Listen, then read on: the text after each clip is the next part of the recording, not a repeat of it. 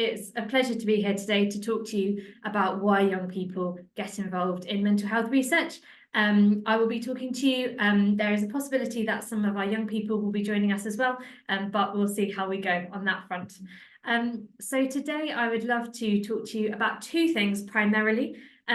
Firstly, the importance of involving young people in mental health research, and the importance of this for researchers and for young people and for, I guess, the wider community as well.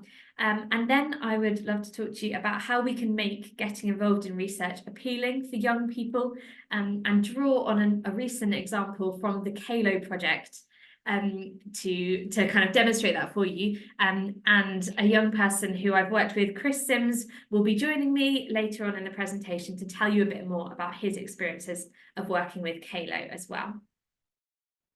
So at Anna Frued and at CORC, we take a rights-based approach to our participation. So young people under the UN Convention on the Rights of the Child have the right to be consulted in all decisions that affect them, and for their voice to be given due weight. And to help us kind of conceptualize this, we use the Lundy model to make this a reality. So for those of you who aren't familiar, as a really quick summary, the Lundy model says that young people must have a safe and inclusive space to share their voice in a way that works for them. And this voice needs to be listened to by an audience with the ability to act upon what the young people have said and to make changes or influence what happens because of what they've said. And so meaningful or effective participation only occurs when we have all of these domains in place, when we're thinking about not just giving young people a voice, but also using that voice to really make a difference. And Professor Lundy, Laura Lundy, who designed this model, she says that actually participation is not the gift of the adult to young people, but it is the right of the child. So this is not something we do because it's nice, but it's something we do because actually international law says that we should be doing it. And within a research context, this means that participation can and probably should happen at all stages of the research project, right from the beginning where we're identifying a research topic and designing what we're going to do, all the way through to data analysis and then impact and dissemination at the end of our project. So not only is participation a right and therefore something that we should be doing, but actually the joy is that it is really good as well, and it is really beneficial for everyone involved. It's beneficial for young people, it's beneficial for researchers, and it's beneficial for the wider community. And I like to think about this in three domains. So it's really clear to me the benefits at a personal level, a relational level, and a project level.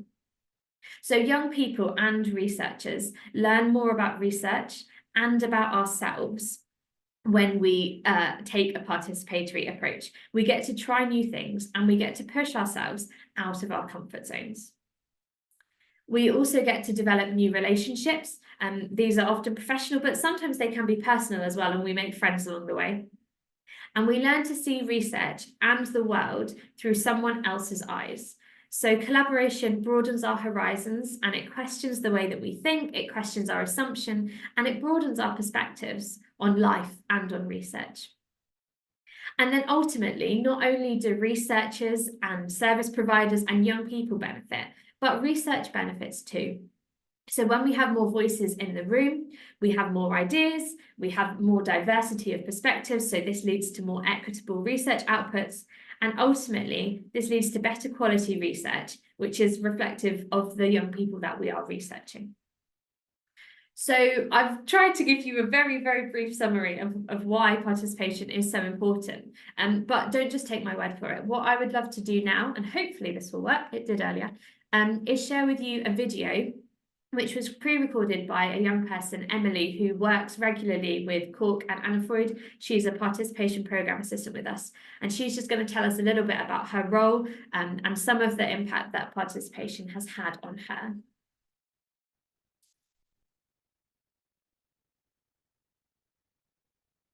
In long-term research projects, I was involved in 2 to start with, and I'm on one of them still. My other one finished a couple of months ago, so I've been on it a couple of years now.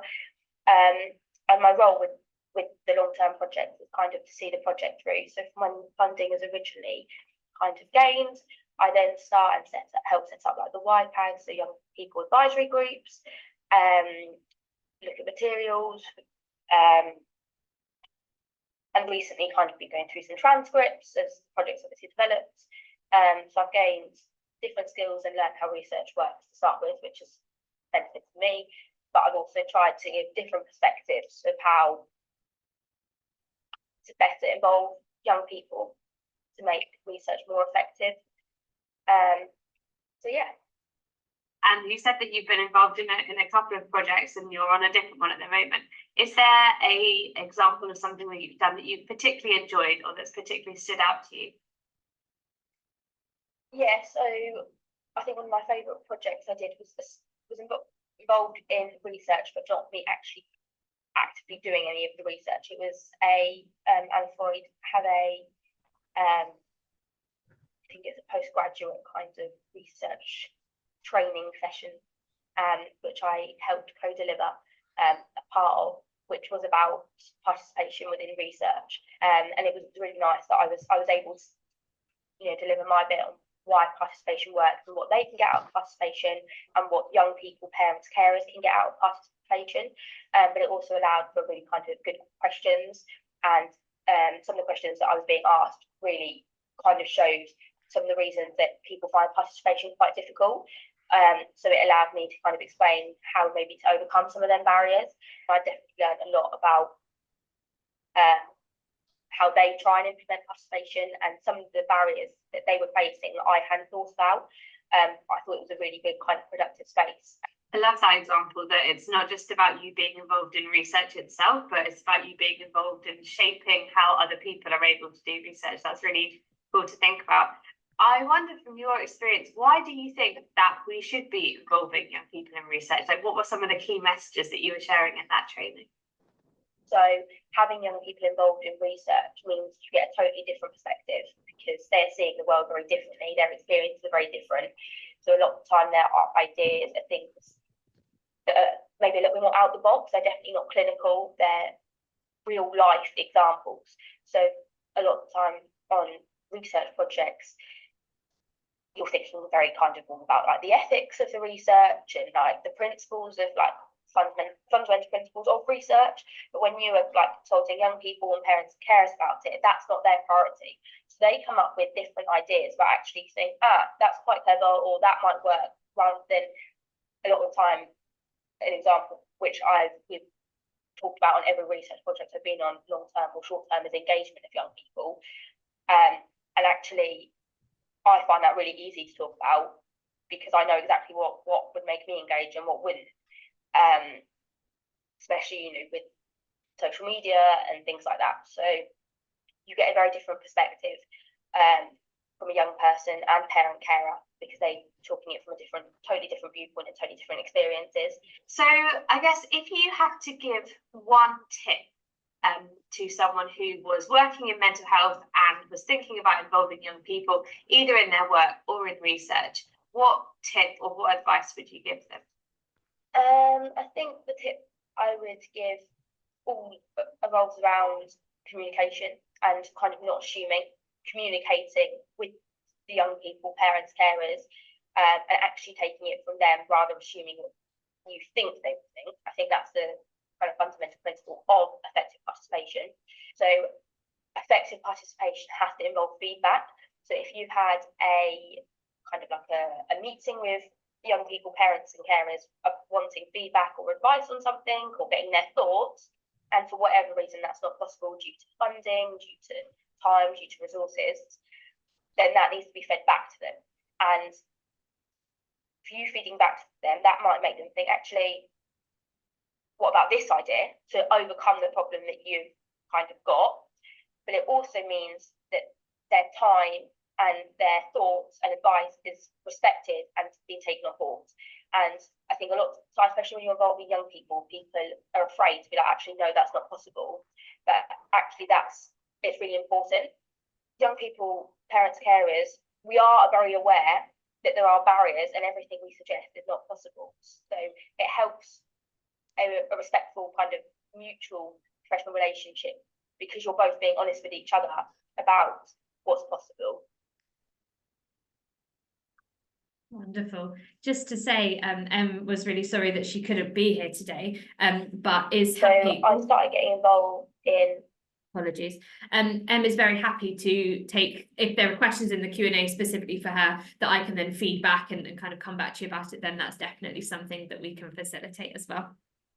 So what I'd love to do now is to take you through a specific example of how young people have been involved in a piece of research, and share with you a resource that we developed as part of that to help us understand why young people get involved in research. So CORC is part of a consortium which is delivering the CALO project.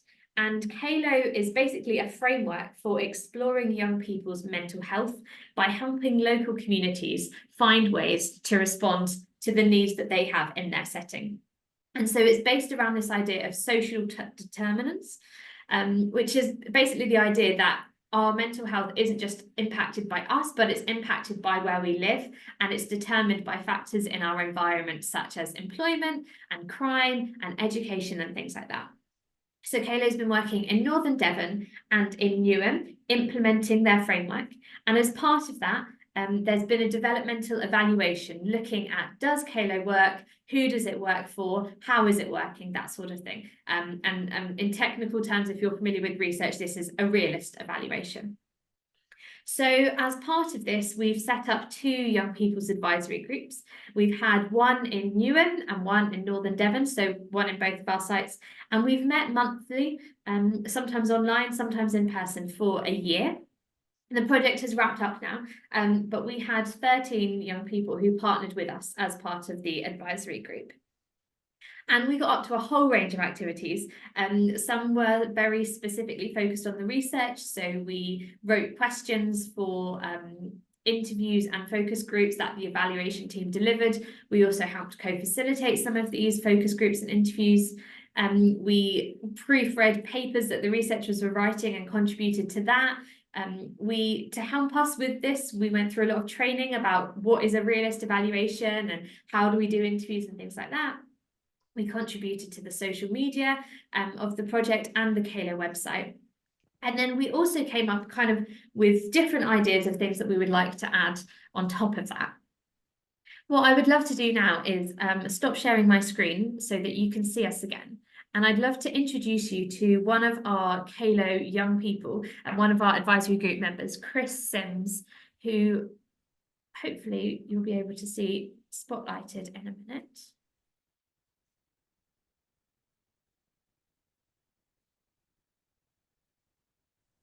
Hi, Rachel. My camera's not working. I tried to get it to working this morning, but it's not working. No, that's no problem. Hi, everyone. I'm Chris. Thank you so much for joining us, Chris, and for agreeing to share a bit about your journey with CALO. So you were a member of the CALO advisory group in Newham. What was your experience like of being involved in research as a young person? Yeah, my experience has been really, really positive. I think obviously Rachel was a sort of facilitator of the research itself. She was always very friendly and approachable, and she made everyone sort of feel a lot welcomed and comfortable. I think that's a really big thing that, you know, being part of research, you need to feel comfortable and sort of sharing your opinion.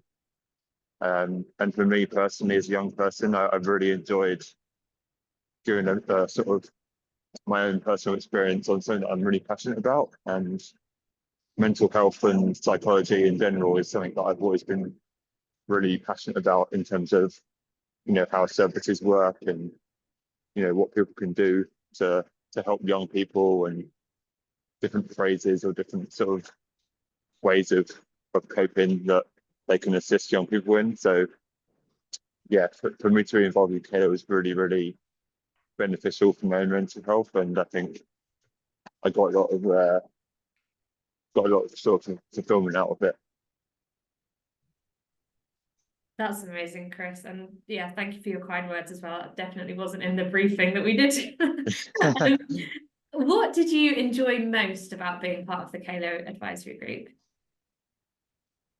I think the main thing that I really enjoyed was the fact that like a lot of the work that we did together was, sort of co-produced, and getting to know the other young people as well. Like it was really nice. I think obviously you can do sort of individual work, but I think coming together as a group in person or virtually as well, sort of it created a nice sort of group of young people that like understood each other, and I felt very comfortable with sort of sharing my experience and just getting to know each other as a whole. I felt like everyone sort of mutually respected each other, and that was a really, really helpful thing as part of the project. So yeah, I think it was more just sort of feeling understood and feeling comfortable with people, especially with my own sort of personal experience in mental health, and the sort of not feeling like part of the community that I was in, and that obviously impacted my mental health badly before. So in order to like feel comfortable in a group, it has definitely like improved my confidence in group settings, and hopefully in the future I can socialize better and improve my anxiety around that sort of side of things. I love that, Chris, and I think that's such a good lesson in there, because so often we can think about, oh well, what did you enjoy most? It was probably the benefits for the project, but actually for you, it sounds like the personal benefits and the things that you got out of just being in a group with other young people were kind of really important. And yeah, that's really good. And what would you do differently if we could do CALO again? Or perhaps another way to think about that would be, what would you like to see happen in the future with young people's involvement in research? Yeah, I guess with CALO, the majority of it was, really positive, as I said before, but I think the main thing for me that I'd like to see is perhaps more of a sort of a leadership sort of role for young people in research.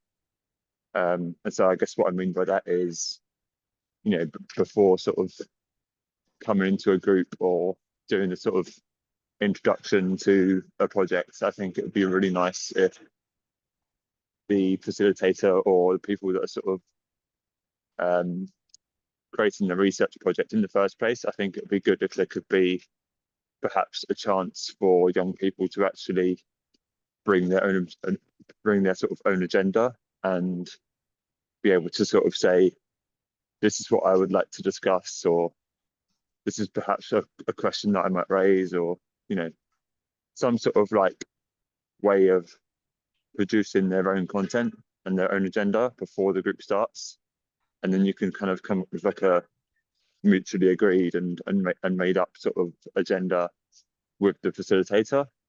Because I think a lot of the time in research when I've taken part before, it's sort of questions that have been asked to me rather than like questions that I've perhaps wanted to answer myself. So I think it'd be really nice if the researcher actually asks a young person, what would you actually like to talk about regarding this topic? So then you feel a bit more involved, and a bit more sort of like you've got more of a say. And I think that would really help in terms of allowing young people to have more of a voice. Amazing. Thank you so much, Chris. It's so great to hear your perspective, and thank you so much for joining us and speaking so honestly about your experiences. That has also led us in perfectly to talking about something similar to what Chris is explaining, which is giving young people the space to kind of develop what they want and set their own agenda. And this was something that we did try and facilitate within the CALO group.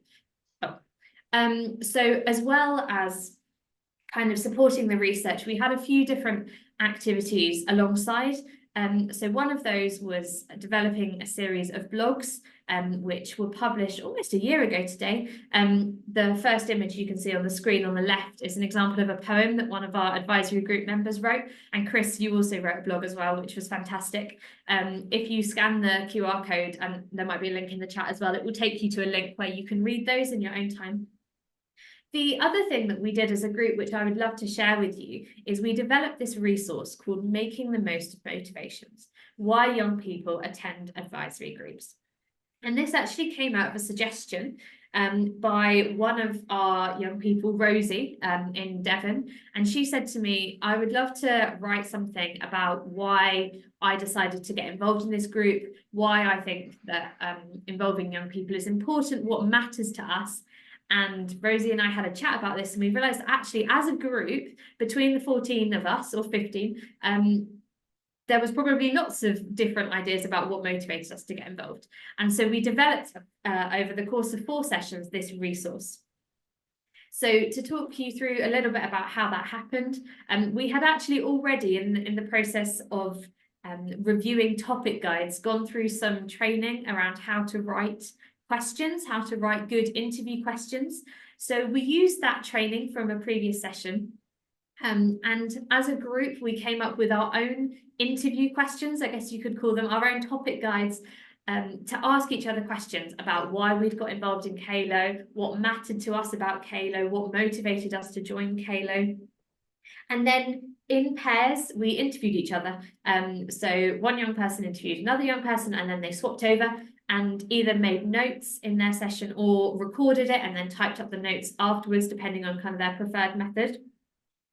Then in between 2 sessions, I went away and looked at basically what people had said and tried to draw out some patterns or some themes in those.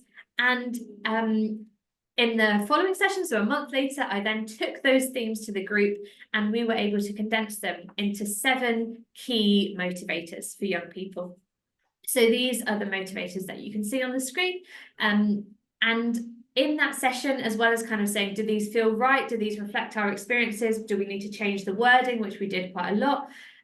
We then, using an anonymous Menti board, rated which of these motivators were most important for us. And as you can see, the most important motivators were interest in the topic, making a difference, and developing our CV and skills. And I was quite surprised to see that having a personal connection to the topic was low down on the agenda. I thought that would be more important. And also the payment wasn't at the top of the agenda, which I think was quite reassuring, but maybe a little bit surprising to some of us. So once we had rated these motivations and got an idea of what our themes would be, I then took those away and wrote them up into a very rudimentary report, which is the report that I showed you on the first slide. And you're very welcome to go and have a look at that in your own time. And we spent the next session editing that report. So things like the colours and the way that we laid it out, the use of images. The images I picked were rubbish, so we changed them all. We chose a green colour theme, 1, because it matched the CALO branding, but 2, because the colours that I'd picked were a bit too bold and weren't very friendly for everyone to look at. We decided to use question marks. So it was a really collaborative process. And what you can see on the screen here is just a couple of quotes that relate to the top 3 themes. So the first 2 quotes relate to this idea of interest in the topic. So people were saying things like, I'm interested in mental health research, so this is a way to get an experience. I wanted to apply because I think the topic is really important.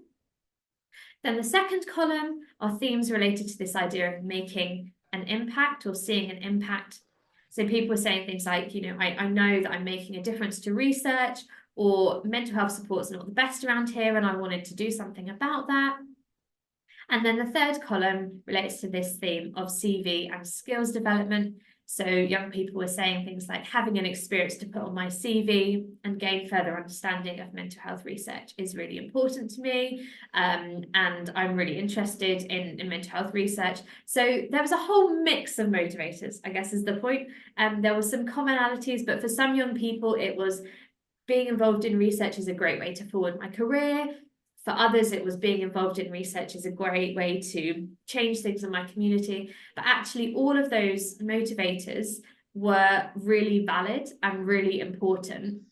And I think that's something that I really took home from this project, was that actually we can when we're kind of involving young people, it's really important to understand why they're involved and not just what we can gain from them, but what they're trying to gain from the project as well.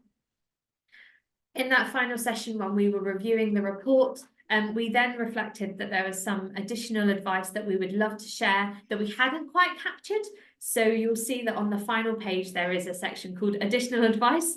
And this is basically top tips that we really wanted to say and hadn't managed to fit in. So I would encourage you to take some time to look through the report and read those as well. This guide is available on the CALO website, and I think it's got some really good learning in there. So I would encourage you to have a look and go through it at your own pace. Thank you so much for listening. And yeah, thank you again to Chris for sharing. I'm going to stop sharing my screen and see if there's any questions.